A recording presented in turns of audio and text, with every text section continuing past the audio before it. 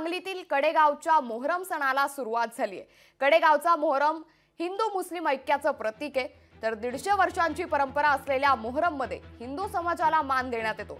हजारोच्या संख्येने भाविक मोहरम सणाला उपस्थिती लावतात। त्यामुळे मोठी बातमी आता समोर येते। सांगलीतील कडेगावच्या मोहरम सणाला सुरुवात झाली आहे। कडेगावचा मोहरम हिंदू मुस्लिम ऐक्याचं प्रतीक असले तर 150 वर्षांची परंपरा असलेल्या मोहरम मध्ये हिंदू समाजालाही मान देण्यात येतो। हजारोच्या संख्येने मोहरम सणाला भाविक उपस्थिती लावतात। कडेगावमध्ये हिंदू मुस्लिम ऐक्याचं हे प्रतीक असलेलं मोहरम सण, हा मोहरम सणामध्ये सर्व जाती धर्मात मिळून हा सण साजरा केला जातो।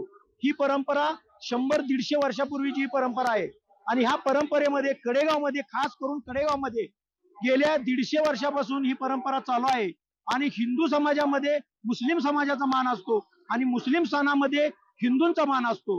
1885 साली तर ते वाडेवाले होते, त्यांचा तो कराडात अपमान झाला म्हणून ते म्हणले माझ्या कडेगावचं मी नाव मोठं करणार, महाराष्ट्रात नव्हे तर भारतात माझं नाव झालं पाहिजे म्हणून तिथं त्यांनी कराडात शपथ खाऊन एक कडेगावला डोल्याची परंपरा आणून ही सगळ्यांना दिली। त्यात सगळा समाज आहे, हिंदू मुस्लिम सगळ्यांचे डोले आहेत आणि हे परंपरेनं हे डोल्याचा सण होतो। लोकशाही मराठी ऐका, पहा, जागरूक रहा।